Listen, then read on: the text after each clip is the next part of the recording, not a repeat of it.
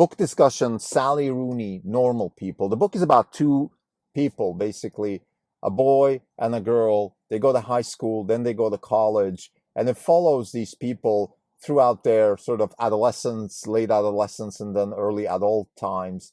And I think I want to focus on three aspects of the book. I think first, it's a book about relationships simply, and that's very well done, by the way, Sally. It's a very subtle, not aggressive way to just sink in what relationships actually mean. Things like, what does it actually mean to care about somebody?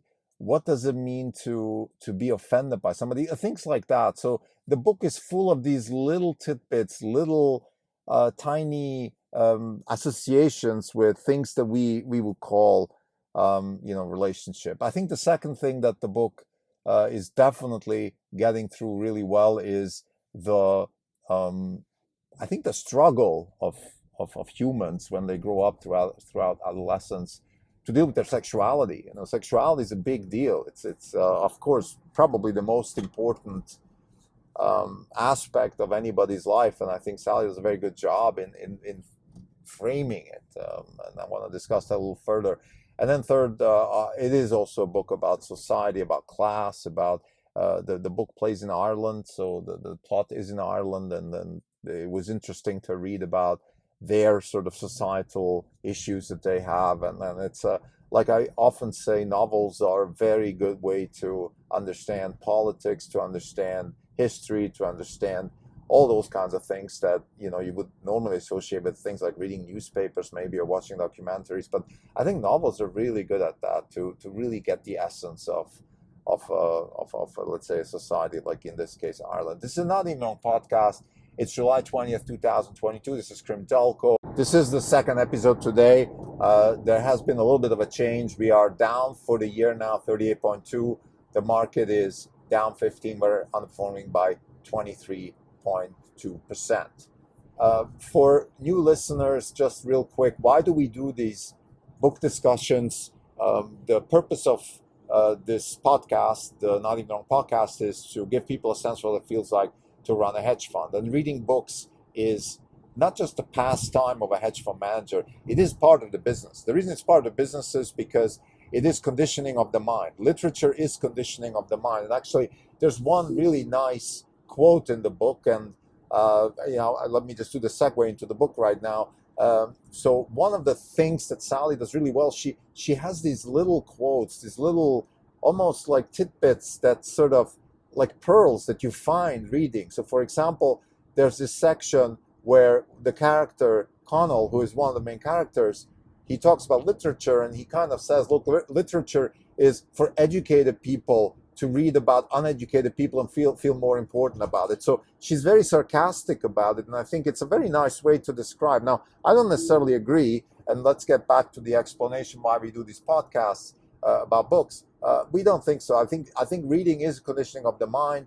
So there might be some status symbol attached to things like reading. Certainly, it's possible, but I don't really care about that. I don't want to necessarily talk about that because the status symbol side of things is always going to be there, and things like if you read a book, if you drop a name like Dostoevsky or me saying, oh, I read Sally Rooney in a group of people, and it is up to them. It's in the eye of the beholder. They could either consider me arrogant, they could consider me educated.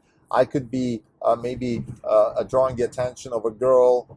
She could be interested in me because I said that. There's all kinds of scenarios that could happen because I said that, but I don't control that. So I have a desire maybe to show off, and that's what really Sally's alluding to in this particular episode, in this little tidbit. And that's fine. But if I have a desire to show off, I'm going to use clothing, I'm going to use cars, I'm going to use my athleticism, whatever I can find to show off. It's not necessarily the fault of literature. So my point here is that I don't think literature is necessarily a bad thing because people show off with it. I think the people are the problem, and if they want to show off, they will show off no matter what. So let me talk about the three things, that I want to talk about in this particular book. So the first is this growing up and this adolescent society that were thrown in this novel, and in particular them dealing with their sexuality. And I think it's a very deep, to some extent almost erotic way that Sally deals with this, but it's very important. I mean, you can't talk about sexuality without having erotic tangents, let's say. So certainly the book is not an erotic book by no means, but it just is necessary, I think, to really illustrate what's going on. And I think what I see in this character is a struggle. I see frustration, but I also see longing and desire. Now, I've heard, read, and discussed so many times about evolutionary biology and the need for us to be like this because we need to reproduce and all that kind of stuff, but it doesn't really help us. If I just say, look, my 17-year-old boy or son, or my 17-year-old daughter, she's crazy and she has problems with her sexuality, because that's how people are, that's what we do as humans, it doesn't help them. And I think Sally is trying to offer a little bit more than that. There's scenes of therapy in there. That people have trouble, people have mental issues in those ages, and they are almost always related to sexuality. So I think what Sally is probably pointing out here the most is that, listen, let's put it front page. Let's not deal with it in our Christian tradition as something to be ashamed of. Why don't we just put it front page? People are struggling with it. There's issues with it. I even had friends in my own circle of friends back then when we were growing up. They had issues with their sexuality. Maybe they're gay, maybe they're masochists, sadists, maybe they don't know how to have sex, or all that kind of stuff. And often it's considered terrible, particularly in this particular episode, in this book, we are dealing with a person that is self-destructive, a masochist in a sense. And society looks upon that as a bad thing, and maybe it's a bad thing. I don't know, it's not up to me to decide, but I think it's an issue, and the issue needs to be discussed. This is the main point here. I think the second point I want to discuss here is the concept of relationships, and Sally does a really good job. There's one little tidbit in the book. Again, the book's full of these tidbits. One tidbit where she talks about the conversation between a boy and a girl, and she compares it with a sort of ice skating dance where the boy throws her up, she falls back in his arms, and that's kind of how conversations are. And I thought it's a very nice metaphor for conversation, discussions, relationships. And relationships are built on words and communication. Not just words, by the way, on communication. A lot of it with words, a lot of it also, let's say, sexual communication. Sally talks about this again, like the way we have sex with each other, one night stand versus deeply intense loving kind of sex and all that stuff. So we communicate with people all the time, and we communicate in all kinds of ways. And some people are shy, some people are more aggressive and all that kind of stuff. The point here is that relationships are, again, very subtle, very deep, and Sally does a good job in capturing that in this book. I think this is a beautiful thing that this book does. The third thing I want to discuss is the concept of sort of the class system within this. In this particular book, we're talking about Ireland now, but this you could put this book into Spain or Italy or San Francisco, wherever, it doesn't matter. The point here is that wherever we are, wherever we live, wherever we function as humans, we are going to be embedded into a class system. And again, this is something that Sally does really well. She's kind of, without saying it, just saying, listen, this is a problem. This exists. It might be a problem or not. That's up to you or us to decide. It doesn't matter. But it is there. Class systems are there. You're rich. You're poor. You're educated. You're not educated. All that stuff is there. Let's not treat it like it doesn't exist. I think we have this egalitarian, sometimes democratic here in the US, or liberal view that everybody's the same and everybody has the same chances and all that kind of stuff. It's not true. So why don't we just leave it at that? Why don't we just say it? It's not true. People start with from different starting points. People have different options in life in terms of money or in terms of whatever it may be. Sally does a very good job in painting the picture here, and the main characters are actually from different class systems, and they are thrown into this social system of vanity, of desire, of class war, if you want. I don't like the word. It has this Marxist connotation, but if we put Marx aside, it just is a system of, let's call it a class fight. It really is. It's a thing.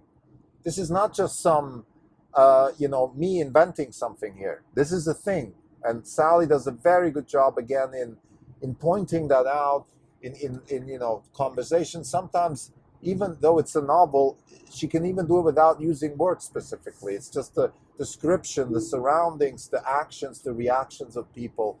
Um, uh, Again, really full of nice tidbits. Another very nice tidbit. This is a little bit off context, but she talks about bullies, and she talks about how the bully is really the victim here, because bullying somebody hurts the person that is bullied, of course, but it hurts the person that bullies even more.